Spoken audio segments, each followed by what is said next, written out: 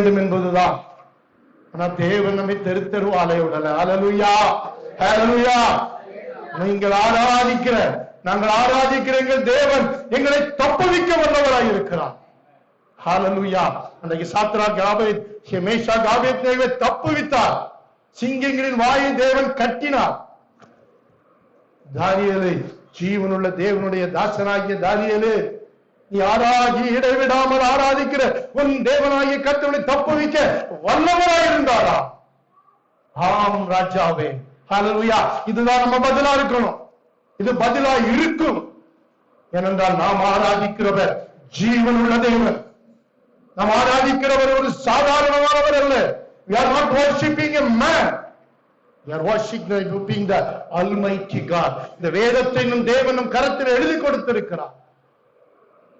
வார்த்தைகளை எழுதி கொடுத்திருக்கிறார். அதனால்தான் வேதம் சொல்கிறது, அப்படியே சகல பிரஸ்தாபத்தை பார்க்கிலும் அப்படியே வார்த்தையை தேவன் மகிமைப்படுத்தி இருக்கிறார். ஹல்லேலூயா. அவர் வார்த்தையை மகிமைப்படுத்தி இருக்கிறார்.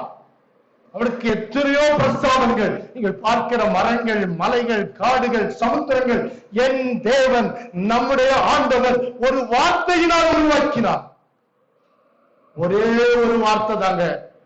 சமுத்திரத்துக்கு என்ன ஆண்டவர் குடம் குடமா தண்ணியை கொண்டு போய் ஊத்தினாரா? இல்ல லாரி லாரியா கொண்டு ஊத்தினாரா? இல்லை. உண்டாக கடவுள் என்று சொன்னார், எல்லாம் உண்டாயிற்று. ஹல்லேலூயா, ஹல்லேலூயா.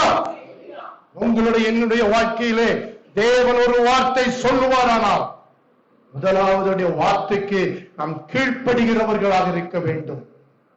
ஆங்கிலத்தில் one obedience is more powerful than 1000 prayers. 1000 ஜெபம் பண்ணலாம், ஆனால் ஒரு கீழ்ப்படிதல் more powerful than 1000 prayers. முழுவதும் ஜெபமா இருக்கலாம், உபவாச ஜெபமா இருக்கலாம், குறை சொல்லவில்லை. ஜெபிக்க வேண்டும்.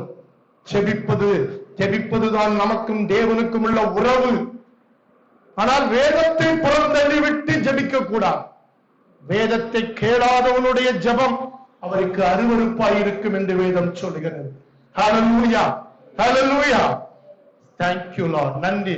ஆண்டவர் நம்மோடு இடைபடுவாராக, பேசுவாராக. நன்றியோடு நான் துதி பாடுவேன் எந்த இயேசு ராஜனே. எனக்காய் நீர் செய்யலாம் நன்மைக்காய் என்று நன்றி கூறுவேன். நான் எல்லாரும் நன்றியோடு நான் துதி பாடுவேன் எந்த இயேசு ராஜனே. எனக்காய் செய்திட்ட நன்மைக்காய் என்று நன்றி கூறுவேன். நான் என்னில் அடங்க நன்மைகள் யாவையும் எனக்கு அளித்திடும் நாதரே. என்னில் அடங்க நன்மைகள் யாவையும் எனக்கு அளித்திடும் நாதனே. எனக்காங்க நன்மைகள் அளிப்பவரே, உமக்கென்று துதி. எல்லாரும் எனக்காக நன்மைகள் அளிப்பவரே, உமக்கென்று துதி. நன்றியோடு எல்லாரும் பாடுவோம். துதி பாடுவேன் எந்த இயேசு ராஜனே. எனக்காய் நீ செய்திட்ட நன்மைக்காய் என்று நன்றி கூறுவேன்.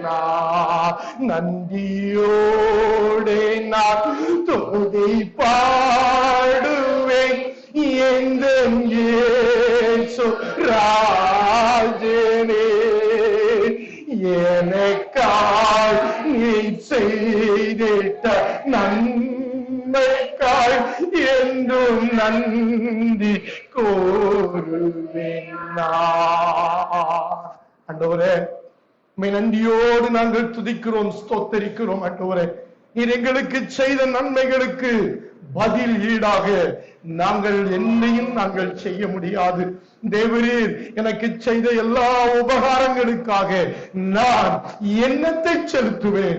ரட்சிப்பின் பாத்திரத்தை எடுத்துக்கொண்டு உம்முடைய நாமத்தை தொழுது கொள்ளுவேன் என்று சங்கீதக்காரனாகிய தாவீது சொன்னது போல உண்மையாய் உறுதியாய் பின்பற்ற எங்களுக்கு ஒரு இருதயத்தை தருவீராக.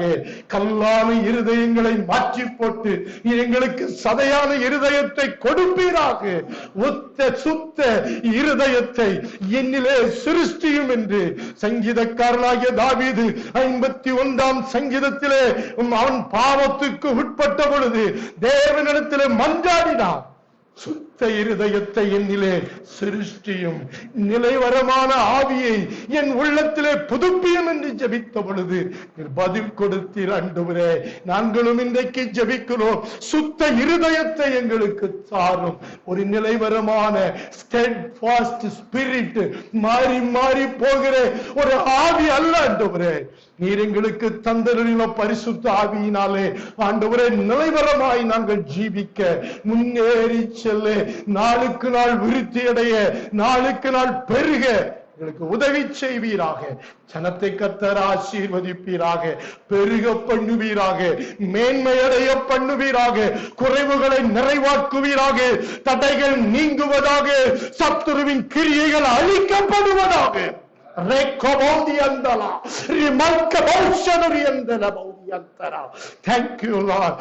ஜனத்தை உயர்த்துவீராக. பூமியின் உயர்விடங்களிலே ஏறி இருக்க பண்ணுவீராக. தாழ்வில் நினைத்தவரை மாத்திரம் ஒரு நாளும் மறந்து விடாதபடி வாழ உதவி செய்வீராக. உம்மை அறிந்து கொள்ள இன்னும் கிருபை தருவீராக. இயேசு கிறிஸ்துவின் மூலம் ஜெபம் கேளும் ஜீவனுள்ள நல்ல பிதாவே, ஆமென். அல்லேலூயா. சந்தோஷமா இருக்கீங்களா? அப்படி தெரியலையே, டெய்லி டூர் போக முடியாதுல்ல, ஏன்னா வருஷத்துக்கு ஒரு தடவை தான் போக முடியும். அல்லேலூயா, அல்லேலூயா. மார்க்கு எழுதின சுவிசேஷம் 4ஆம் அதிகாரம்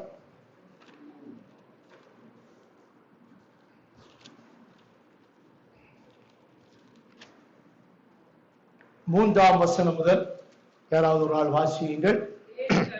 கேளுங்கள், விதைக்கிறவன் ஒருவன் விதைக்க புறப்பட்டார். அவன் விதைக்கையில் சில விதை வழி அருகே விழுந்தது.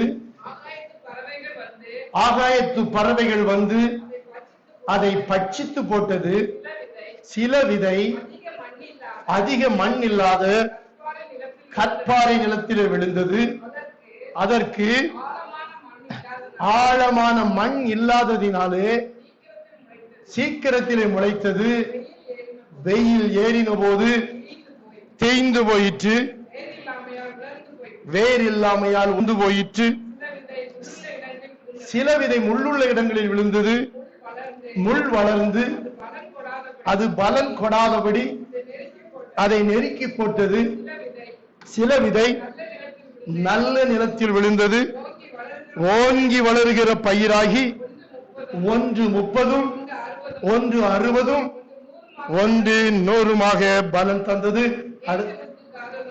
கேட்கிறதற்கு காதுள்ளவன் கேட்க கடவன். அல்லேலூயா. ஆண்டவராகிய இயேசு கிறிஸ்து இந்த பூமியிலே வாழ்ந்த பொழுது, அவர் நமக்காக இரட்சகராக வந்த பொழுது, அவர் 3.5 ஆண்டுகள் ஊழியம் செய்தார். 33 ஆண்டுகள் இந்த பூமியிலே வாழ்ந்தார். அவர் அநேக காரியங்களை, அதற்கு முன்பான வசனம் சொல்லுகிறது, அநேக விசேஷங்களை தேவன் அவர்களுக்கு உவமைகளாக சொன்னார். இவைகளை டைரக்டா அவர் பேசியிருந்தால் இந்த ஜனங்களுக்கு புரிந்திருக்காது. இவ்வளவெல்லாம் கதை சொல்லி அவர் சொன்ன பொழுதும் அநேகர் வாயத்தான் பிறந்துட்டு இருந்தாங்களே ஒழிய அவர் சொன்னது அநேகருக்கு புரியவில்லை. ஒரு சிலர் சொன்னார்கள், இது கடினமான உபதேசம், இதை யார் பின்பற்றுவார்கள்? என்று அவரை விட்டு நாளில் இருந்து அநேக சீஷர்கள் அவரை விட்டு பின்வாங்கி போய் விட்டார்கள். அந்த 12 பேரையும் பார்த்து ஆண்டவர் கேட்டார், நீங்களும் போய்விட மனதாய் இருக்கிறீர்களோ? கொஞ்சம் ஐயா கடினமா, நீங்களும் போய்விட மனதாய் இருக்கிறீர்களோ? ஹல்லேலூயா. எந்த சூழ்நிலையிலும் தேவனோடு நிற்கிறவர்களாக காணப்பட வேண்டும். கடினங்கள், கடின வார்த்தைகள் அவர்கள் நம்மை சீர்திருத்துவதெல்லாம் நன்மைக்காகத்தான். தகப்பன் தன் பிள்ளையை சிக்ஷிக்கிறது போலதான் தேவனும் நம்மை சிக்ஷிக்கிறார். அவர்கள் நமக்கென்று கொடுக்கப்பட்ட ஒரு தகப்பன், அவர்கள் சிக்ஷிக்கட்டும், அதில் யாதொரு தவறும் இல்லை. நம்ம தப்பு பண்ணனாலதானே பிள்ளைகளை அடிக்கிறோம். ஒரு பிள்ளை தப்பு பண்ணிட்டுனா போய் நேரம் முழங்கால் போட்டு, ஆண்டவரே இன்றைக்கு ராத்திரிக்கு இவனுக்கு கேன்சரை கொடுத்து இவனை எப்படியாவது ஒரு வருஷம் படுக்கையில வச்சு இவனை மொட்டை அடிச்சு இந்தியில ஆக்கிருங்க ஆண்டவரேன்னு யாராவது நம்ம பிள்ளைக்காக சொல்லணுமா? போய் தெரியுமா, பிள்ளைய ஒரு அடி அடிச்சா அந்த தகப்பன் இறுதியும் துடிக்கும். சாயங்காலம் பாருங்க எதையாவது எக்ஸ்ட்ரா 2 சாக்லேட்டு மிக்சர் கிச்சர்லாம் வாங்கிட்டு வந்துடுவார். அதுதான் தகப்பனின் இதயம். பேசுகிறவர்கள் எப்படி வேண்டுமானாலும் பேசுவார்கள்.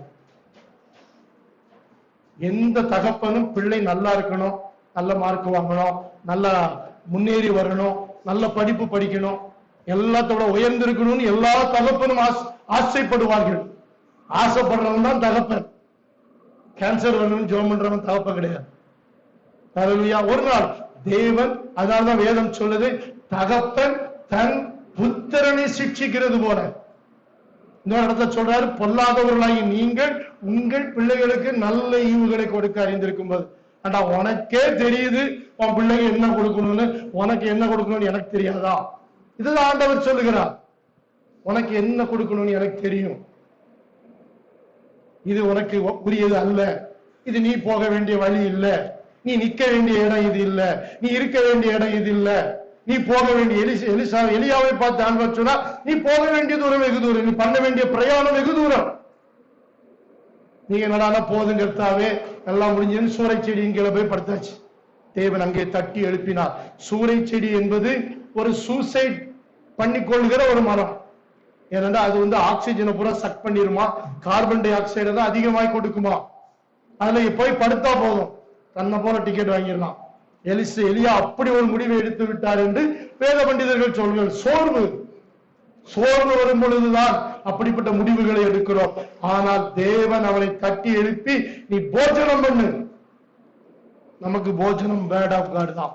கர்த்தருடைய வார்த்தைக்கு மேலான ஒரு அதிகாரமோ அத்தாரிட்டியோ எதுவுமே கிடையாது. இது என்ன சொல்லுதோ அதுதான் என் வாழ்க்கை. நான் சுகமாய் இருப்பேன்னு சொன்னா அதுவும் சுகமாய் இருப்போம். ஏனென்றால் யெகோவா ராப்பா, அவர் சுகம் நமக்கு தந்த தெய்வம். சிலுவையிலே அவருடைய தழும்புகளால் நாம் குணமாகிறோம். நாம் குணமாகிவிட்டோம், நாம் ஆசீர்வதிக்கப்பட்டு இருக்கிறோம். ஜீவனுக்கும் தேவ பக்திக்கும் ஏதுவாக, ஜீவனம் என்றால் இந்த உலகம், தேவ பக்தி என்றால் அதுதான் நம்மை அனுதினமும் கிறிஸ்துவுக்குள்ளாய் வளர்த்து கொண்டு போகிற அனுபவம்.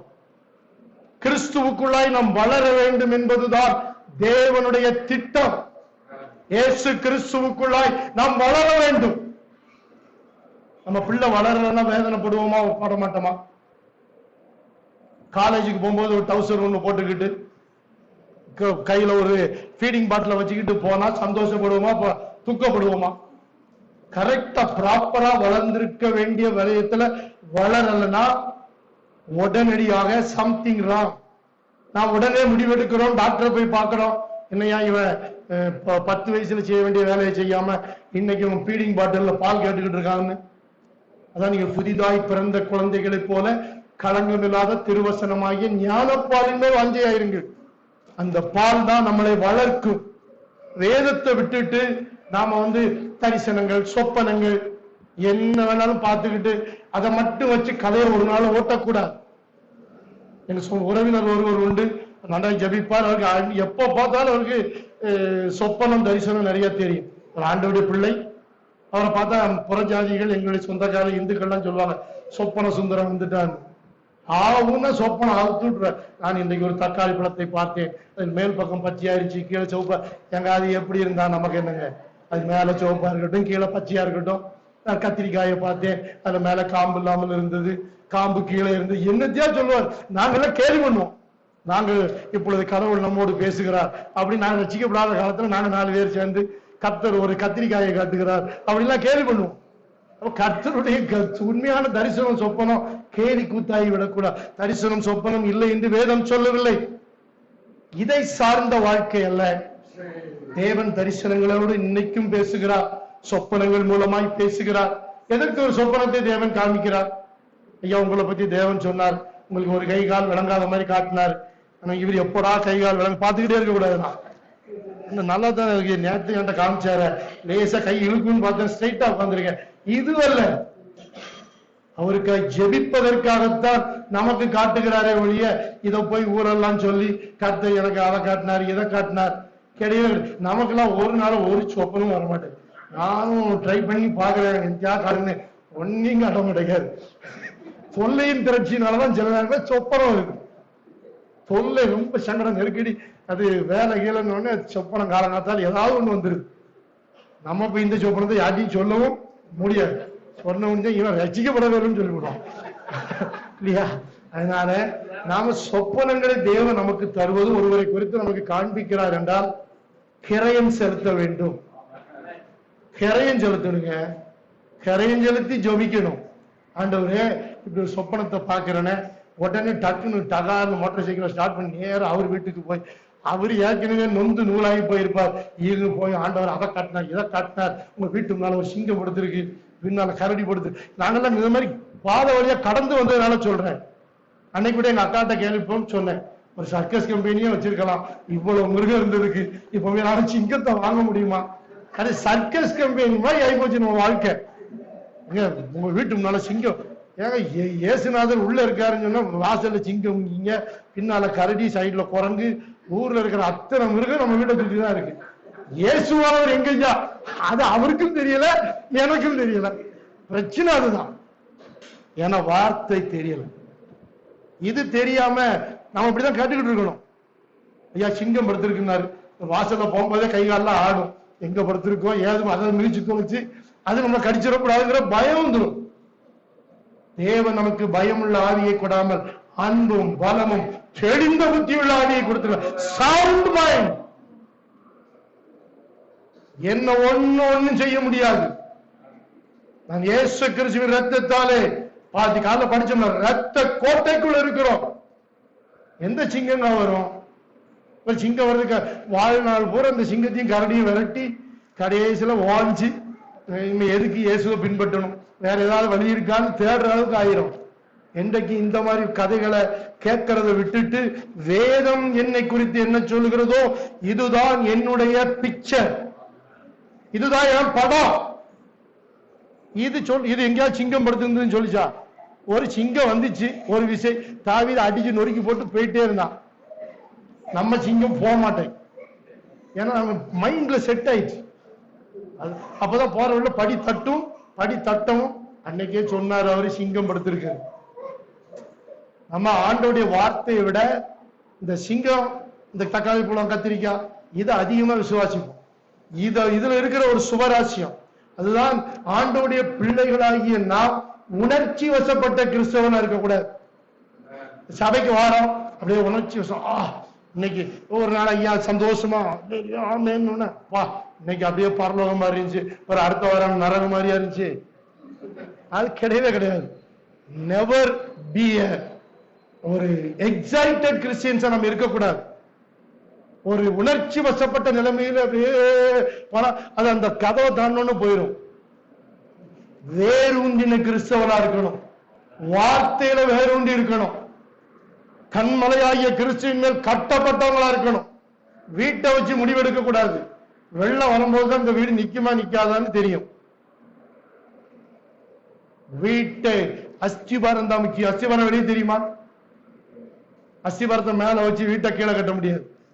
கீழே அஸ்திபாரம் கரெக்டா போடணும், சாயில் டெஸ்ட் எடுக்கணும், எவ்வளவு ஆழம் தோண்டணும், எத்தனை கம்பி போடணும், என்ன சைஸ்ல காலம் போடணும், சும்மா கட்டுவாங்க. என்ன தேவை? மண்ணள்ளி போட்டு மண் இருக்கு, செங்கல் இருக்கு, கல் இருக்கு, அள்ளி எல்லாத்தையும் மொத்தமா குழச்சி கட்டினா அடுத்த மலைக்கு தப்பாது. இதுதான் இன்றைக்கு கிறிஸ்தவ வாழ்க்கையில ஏற்படுகிற மிகப்பெரிய அபாயம், பாதுகாப்பின்மை. எங்கேயாவது லைட் கட்டினா டாக்டர் அங்கே போய் ஏதாவது சொல்லுவாங்களா? எதையாவது யாராவது சொல்லுவாங்களான்னு எதிர்பார்க்கிறது அல்ல கிறிஸ்தவ வாழ்க்கை. வசனத்தில வேறுண்டின வாழ்க்கை, வார்த்தையில வேறுண்டின வாழ்க்கை. வார்த்தை தான் வாழ்க்கை. இது என்ன சொல்லுதுன்னு பார்க்கணும். இதுதான் அதுக்குதான் 66 புஸ்தகத்தை தேவன் நம் கையில் எழுதி கொடுத்திருக்கிறார். அவருடைய வார்த்தையை எழுதி கொடுத்திருக்கார். அவர் எழுதி கொடுத்தது. இது யாரோ எழுதின ஒரு புஸ்தகம் கிடையாது. அதான் லோகோஸ் என்று கிரேக்க பதத்தில் சொல்கிற எழுதப்பட்ட வார்த்தை. இந்த எழுதப்பட்ட வார்த்தையை நாம் வாசிக்கும் பொழுது, தியானிக்கும் பொழுது, இதுல நாம் ஊன்ற கட்டப்படும் பொழுதுதான் அதுல இருந்து ஒரு ரேகா வெளிப்படும். வெளிப்படுத்தப்பட்ட தீர்க்க தரிசனம் வெளிப்படும். எத்தனை முறை கர்த்தர் உங்களோடு பேசி இருப்பார். அதனாலதான் கர்த்தருடைய காரியங்களை அசட்டையா இருந்துடக்கூடாது, சாதாரணம் எடுத்துக்கொள்ளக்கூடாது. வேதம் நம்மை எச்சரிக்கிறது, வேதம் நம்மை நடத்துகிறது, வேதம் நம்மை ஆசீர்வதிக்கிறது. வேதம் நமக்கு வாக்கு தத்தங்களை ஆண்டவர் அள்ளி கொடுத்திருக்கிறார். வாக்கு தத்தங்களை குறித்த வாக்கு தத்தங்கள் எல்லாம் இன்னைக்கு கூட சொன்னாங்க. கிறிஸ்து இயேசுவுக்குள் ஆம் என்றும் ஆமென் என்றும் இருக்கிறது. ஆம் என்று இருக்கிறதுன்னு சொல்ல, ஆம் என்றும் ஆமென் என்றும் இருக்கிறது. வாக்கு தத்தங்கள் எல்லாம் இவைகளால் மகா மேன்மையும் அருமையுமான வாக்கு தத்தங்கள் நமக்கு கொடுக்கப்பட்டிருக்கிறது. எதுக்கு? ஜீவனுக்கும் தேவ பக்திக்கும் வேண்டிய எல்லாவற்றையும் அவருடைய திவ்ய வல்லமையானது தந்தருள்கிறதும் என்று.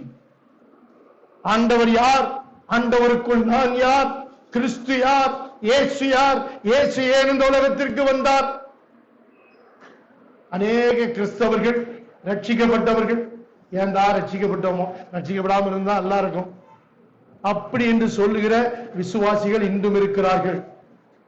உலகத்திற்கு வெளிச்சமாயிருக்கத்தான் தேவன் நம்மை அழைத்தார். இங்கே ஒரு சம்பவம், இது 3 சுவிசேஷங்களில் வருகிறது. லூக்காவில் வருகிறது, மார்க்குவில் வருகிறது, மத்தேயுவில் வருகிறது. விதைக்கிறவன் ஒருவன் விதைக்க புறப்பட்டார். விதை ஒன்றுதான், விதைக்கிறவர் ஒருவர் தான். ஆனால் அந்த விதை பலதரப்பட்ட நிலங்களிலே விழுகிறது. ஒன்று வழி அருகே விழுகிறது. வசனத்தை கேட்டுட்டு சும்மா வழி அருகே விழுந்த வித மாதிரி இங்க பாதி நேரம் லைட்டா தூங்கிட்டு தேவன் நமக்கு இளைப்பாறுதலை கட்டளையிட்டார் என்று சொல்லி நாம கிளம்பி அப்பா வெளியே போன உடனே அதை பாத்தீங்களா, இதை பாத்தீங்களா, நேற்று பாத்தீங்களா, அங்க ஒரு கார் ஆக்சிடென்ட், அங்க 10 பேர் செத்து போனான், இங்க இந்த கார் அங்க இருந்து இங்க வந்துட்டான், ஏரோப்ளைன்ல ஓட்ட விழுந்துட்டான், எதுவும் விழுந்துட்டு போதுங்க. நமக்கு தேவை கத்தோடு. நம்ம போன பிளைன்ல ஓட்ட விழுந்துச்சு இல்ல இல்ல இல்ல. அதை பற்றியே அதிகமான உலக ஞானம், அது தேவனுக்கு முன்பாக பைத்தியம். ஆனால் நம்ம பைத்தியம் எதுவோ அதுதான் தேவனுக்கு முன்பாக ஞானம். ஹல்லேலூயா, ஹல்லேலூயா. வழி அருகே விதைக்கப்பட்ட விதைகள். வசனம் கிடைச்சா பிடிச்சு வச்சுக்கிடணும், அதை எழுதி வச்சுக்கிடணும், அதை விடக்கூடாது. அதை ஆண்டவர்கிட்ட கேட்கணும். நீ சொன்னீரே, யாக்கோபு சொன்னார், நீ சொன்னீரே, ரிமைண்ட் பண்ற ஆண்டவருக்கு. அவருக்கு என்ன மறந்து இருக்குமா? நீங்க ரிமைண்ட் பண்ணதுனால ஏண்டா இதை நான் மறந்து போச்சுன்னு அவன சண்டைக்கு போனாரா? இல்லை. அது அவர் சந்தோஷமா ஏற்றுக்கொள்கிறார். பரவாயில்லையே, நான் சொன்ன வார்த்தையை இவ்வளவு கனம் பண்ணி இவ்வளவு அழகா வச்சு அதை ஹானர் பண்ணி திரும்பவும் எனக்கே ஞாபகப்படுத்தி கேட்கிறான, இவனுக்கு இதை கொடுக்காம போக மாட்டேன் நிப்பார். ஹல்லேலூயா. தேவன் அளந்து கொடுக்கிறவர் அல்ல, அள்ளி கொடுக்கிறவர். ஹல்லேலூயா. தேவனை நாம் எப்படி பார்க்கிறோம்? வேத வசனம் அவரை குறித்து என்ன சொல்லுகிறது? ஆண்டவருடைய வார்த்தைக்கு முக்கியத்துவம் கொடுக்க வேண்டும். நம்முடைய வாழ்க்கையிலே விதைகள் ஒருபோதும் வழியருகே விதைக்கப்பட்ட விதையாக, இன்றைக்கு விதைக்கப்பட்ட விதையா இருக்கலாம், சாயங்காலம் பைபிள் ஸ்டடியில விதைக்கப்பட்ட விதையா இருக்கலாம், பாடும் போது விதைக்கப்பட்ட விதையா இருக்கலாம். பாடலுக்குள்ளும் கர்த்தருடைய வார்த்தை தானே இருக்கிறது. ஒன்னும் நீ கவனமா கவனிக்கணும். ஒரு பரீட்சை எழுத போறோம், என்ன தேர்வு? நீட்டு கடந்த அந்த பிள்ளைகள் படுற பாடு, அது புத்தகத்தை பிரட்டி, அது பெந்தைகோஸ்தே பிள்ளைகளுக்கு 4 நாள் உபவாசம் இருந்து அதுக்கு போட்டு படிச்சு உருண்டு பிறண்டு எந்திரிச்சு எவ்வளவு கவனமா இருக்காங்க. எவ்வளவு மார்க் வாங்கிடணும், நீட்ல டாக்டரா இருணும். இங்க ஆண்டவர் மட்டும் நீ இத்தனை அதிகாரத்தை படிச்சு ஒப்பிச்சாதான் பரலோகத்துக்கு வருவேன்னு சொல்லியிருந்தா ரொம்ப சிக்கல், வாய்ப்பு ரொம்ப கம்மி. கர்த்தரின் மேய்ப்பரா இருக்கிறா, கர்த்தரின் மேய்ப்பரா இருக்க ஓடுன்னு நடத்தி விட்டுருவார். அதெல்லாம் ஆண்டவர் சொல்லல. ஐயா சொன்னாங்கல்ல, ஆப்ஷன். தேடலாம், தேடாம போலாம். அவர் நம்மளை தொங்கிக்கிட்டா இருக்காரு, இல்ல அவர் நம்மளை விட்டா. ஆனாலும் ஆண்டவருடைய அஜெண்டா பூரா உங்களையும் என்னையும் சுற்றித்தான் அவர் வைத்திருக்கிறார். ஹல்லேலூயா.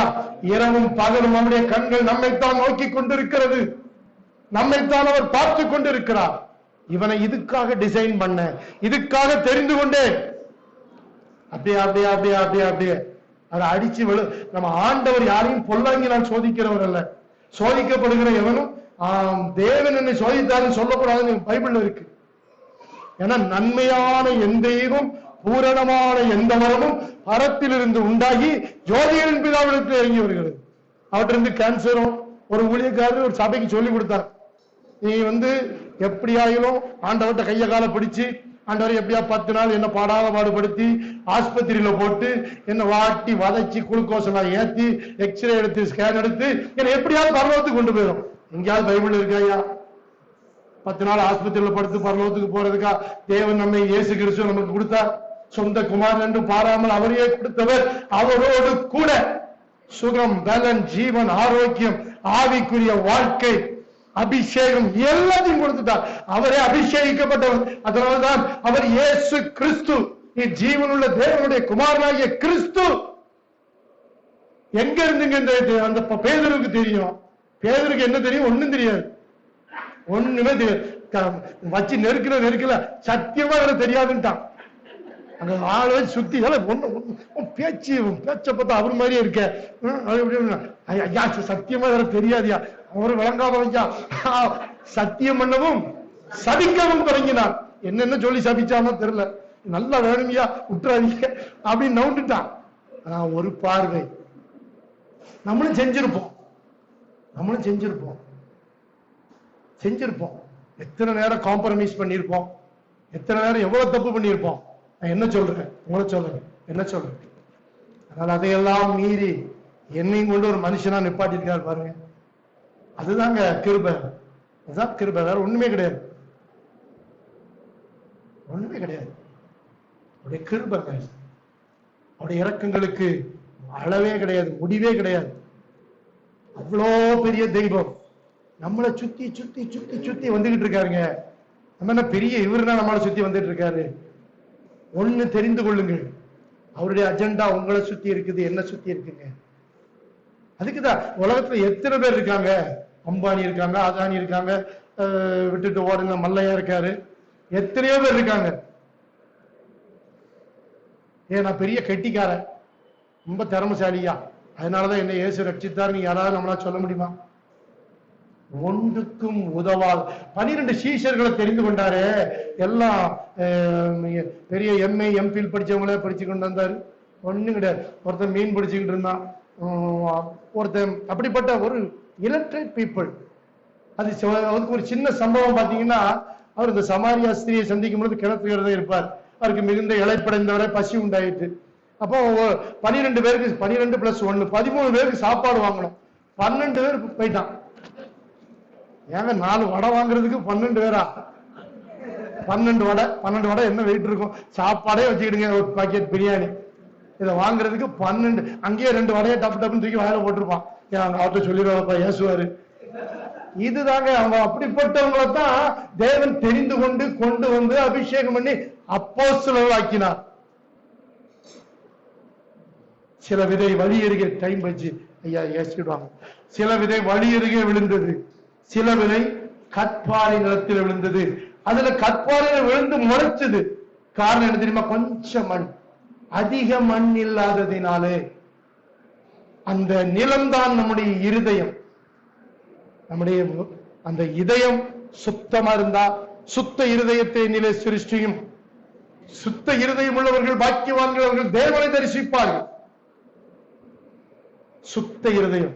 அப்ப அந்த இருதயம் மென்மையாகி மென்மையாகி முழுசு மண் இருந்தா அந்த வேர் முளைச்சிருக்கும். இது சடப்புடன் முளைச்சது, கொஞ்சம் வெயில் அடிச்ச உடனே அதுக்கு மேல விட்டு விட்டு அது எங்க வேறு போகும்? கற்பாறை. கீழே இருக்கிறது கற்பாறை. நிலம், உழப்பட்ட நிலமாய் நம்முடைய இதயம் இருக்குமானா, அது வெயில் ஏறின பொழுது, சூழ்நிலை வந்த பொழுது, வேர் கரெக்டா இருந்தா எந்த சூழ்நிலையில மரம் நிற்கும். வேர் இல்லைன்னா ஆடி காத்துக்கு சாஞ்சிரும். பெரிய புயல் வரணும், வர்தா புயல் வரணும், பர்தா புயல் வரணும், எந்த தேவையும் கிடையாது. ஆடி மாச காத்து போதும், மரத்தை சாச்சிரும். பண்ணவளை என்கிற அந்த பண்டாரவளை பண்ணவளையால இந்த பனைமரம் கீழே விழுந்துச்சுன்னா யார் போய் முதல்ல தொடுறாங்களோ அவங்களுக்கு தான் அந்த பனை மரத்துடைய டாப்பு பூரா. இந்த மரம் ஆடிச்சுன்னா 10 பேர் அதில் உட்கார்ந்துருப்பான், எங்கடா சாயுதுன்னு. முதல்ல போய் தொட்டவனுக்கு உண்டு. நம்முடைய வாழ்க்கை அப்படி அல்ல. அதிக வேர் எவ்வளவு வேர் வெளியே தெரியாது. எந்த அளவுக்கு நாம் கிறிஸ்துவுக்குள் வேர் விட்டு இருக்கிறோமோ, வசனம் நமக்குள் எந்த அளவுக்கு பலன் கொடுக்கிறதோ அந்த அளவுதான் நம்முடைய ஆசீர்வாதத்தின் அளவு. ஐயா ஜோம் பண்ணுவாங்க, கண்டிப்பா ஜோம் பண்ணுவாங்க. அதை வச்சு அவ்வளவு பாரத்தையும் கொண்டு மொத்தமா ஐயா தலையில இறக்கி எல்லாத்தையும் லிஸ்ட் போட்டு மொத்தமா கொடுத்து, ஐயா நீங்க ஏன் சும்மா இருக்கீங்க, நீங்க உட்கார்ந்து ராத்திரி பூரா தூங்காம ஜோம் பண்ணுங்க, நான் எம்பாடி வீட்டுல போய் தூங்கிட்டு இருக்கேன். இல்ல, வசனத்துல வளரணும், வார்த்தையில வளரணும். ஏனென்றால் வார்த்தையை அவர் மகிமைப்படுத்தி இருக்கிறார். சும்மா கொடுக்கல வார்த்தைய, இந்த வார்த்தையின்படி உன்னை ஆசீர்வதிப்பேன், இந்த வார்த்தை தான் உனக்கு நான் போட்ட டிசைன், உனக்கு நான் போட்டிருக்கிற ப்ளூ பிரிண்ட் இங்கதான் இருக்கு. அவருடைய சித்தத்தை அறிகிற அறிவினால் நிரப்பப்படணும். பவுல் விண்ணப்பம் பண்றார் சபைக்காக. அப்படி சித்தம் என்ன குறிச்சு அப்படி சித்தம் என கேட்கணும். கேட்டாதானே சொல்லுவாரு. இவர் வேற என்னத்தையாவது சொல்லிவிட்டாரு, நான் அப்படி நினைப்பேன். இது வேற கேட்டுக்கிட்டு நீ வட இந்தியாவுக்கு போன, நம்ம எங்க வட இந்தியாவுக்கு போக, கேட்கக்கூடாது. நம்ம சொல்றத அப்படி செய்யணும் அப்படின்னு சொல்லி நான் அப்படிதான் ஜோம் பண்ணுவேன். அதைத்தாரு இதைத்தாரு ஒன்னும் தெரியல. வட இந்தியா பயம், சித்தத்தை கேட்கறதுல பயம். ஏன்னா கேட்ட உடனே நம்மள தெருவில் விட்டுருவாரு. ஒரு பாட்டுக்கு அவரு அகச்சின் ஜெயக்குமார் கிளம்பி போயிட்டாரு, நம்மள திடீர்னு ஜார்க்கண்டுக்கு போனாருன்னா ஜார்க்கண்ட் எங்க இருக்கு நமக்கு தெரியாது, பயம். அதனால சித்தத்தை விட்டுட்டு இந்த யோனா போனார்ல, நினிவேக்கு போய் சொன்னாரு, அவர் தர்ஷீஷுக்கு போயிட்டார். அங்க போய் சொன்னா நம்ம பின்னி படம் எடுத்துருவாங்க. ஆனால் தேவன் மறுபடியும் திருப்பி கரெக்டா வர வேண்டிய இடத்துக்கு கர்த்தர் கொண்டு வந்துடுறார். அதுதாங்க நம்முடைய ஆண்டவர். ஹல்லேலூயா. சில விதை கற்பாறை நிலத்தில், சில விதை முள்ளுள்ள இடங்களில் விழுந்தது. எல்லாம் முளைச்சதுங்க, பலன் மட்டும் இல்லை. வழி எருக விழுந்தது, காக்கா தூக்கிட்டு போயிருச்சு. கற்பாறை நிலத்தில் விழுந்தது, அதிக வேர் இல்லாதனால வாடி போயிற்று. இன்னொரு முள்ளுள்ள இடங்களில் விழுந்தது, உலக மயக்கம், கவலை, நெருக்கம் எல்லாம் விழுந்த போது நல்ல நிலத்தில் ஒரு விதை விழுந்தது. அதை பெற்றுக் கொண்டவன் அதை காத்து கொண்டு, ஒவ்வொரு நீங்க சுவிசேஷத்தில் நேரம் இல்லை வாசிக்க போனால் ஒவ்வொன்றா இருக்கும். அதை நல்ல இருதயத்திலே காத்து கொண்டு பத்திரப்படுத்தி அதை முளைக்க வச்சு அதை பலம் கொடுக்க வச்சு அதனால் வருகிற ஆசீர்வாதங்களை அவன் தான் பெற்றுக் கொண்டான். ஒன்று 30ஆகவும், ஒன்று 60ஆகவும், ஒன்று 100ஆகவும் பலன் கொடுத்தது. பலனை பெற்றுக் கொள்ளும்படி நாம் அழைக்கப்பட்டிருக்கிறோம். பலனை பெற்றுக் கொள்ளும்படி நாம் அழைக்கப்பட்டிருக்கிறோம். பலன் இல்லாத கிறிஸ்தவர்களாக விதைகள் வழியருகே விடுமானால் சாத்தான் அவைகளை பொறுக்கி கொண்டு போய் விடுவான். அவன் எப்படான்னு இருப்பான், அங்க நின்றுட்டு இருப்பான். விதையை வாங்கிட்டு வருவான் பாரு அப்படின்னு. விதைய இவன் போற வழியில பாக்கெட்ல ஓட்ட போட்டு அவ்வளவு கீழே போயிடும், முடிஞ்சது. மாத்திரமே எப்பெல்லாம் கர்த்தருடைய காரியங்களை அசட்டை செய்கிறோமோ அப்பெல்லாம் நஷ்டத்தை நாம் அனுபவிக்கிறோம். ஆனாலும் இரக்கத்தில் ஐஸ்வர்யம் உள்ள தேவன் இம்மட்டும் தூக்கி நம்மை கொண்டு வந்து இம்மட்டும் நிறுத்தி இருக்கிறார். இம்மட்டும் உதவின எபனேசர் இனிமேலும் உதவி செய்வாராக. தேவன் நம்முடைய இருதயங்களை அப்படி மாற்றுவாராக. ஏனென்றால் கர்த்தருடைய வார்த்தை சாமுவேலுக்கு வந்தது. சாமுவேலுக்கு வந்த கர்த்தருடைய வார்த்தை சாமுவேல் மூலமாய் இஸ்ரவேலுக்கெல்லாம் வந்தது. வேதம் அப்படித்தான் சொல்லுகிறது. நமக்கு வார்த்தை வர வேண்டும், நம் மூலம் வார்த்தை மற்றவர்களுக்கு போக வேண்டும். நாமும் விதைக்கும்படி தான் அழைக்கப்பட்டிருக்கிறோம். நம் மூலம் அநேகர் கிறிஸ்துவண்டை வர வேண்டும், நம் மூலம் அநேகர் ஆசீர்வதிக்கப்பட வேண்டும், நம் மூலம் அநேகர் விடுவிக்கப்பட வேண்டும். நாம மட்டும் ஒத்தையில உட்கார்ந்து கொய்யா பழத்தை தின்னுகிட்டு இருக்கிறவர்களாக அல்ல. சிலர் பார்த்தீங்கன்னா சின்ன பிள்ளைகள் நீங்க அப்படியே மறைச்சு சாப்பிட்டோம், அவன் பார்த்துட அடுத்தவங்கிறதே பார்த்துட்டு இருப்பான். அவன் 2 கடி கடிச்சிட்டான், நான் 1 கடி தான் கடிச்சு. இப்படிப்பட்ட சிறுவள்ளைத்தனமான வாழ்க்கையை தேவன் நம்மை ஆசீர்வதிப்பாராக. தேவன் நம்மை பெருக பண்ணுவாராக. அந்த வசனம் நம்முடைய இதயத்தில் விழுந்து அது பலன் கொடுக்கட்டும். அவருடைய நாம மாத்திரமே மகிமைப்படுவதாக.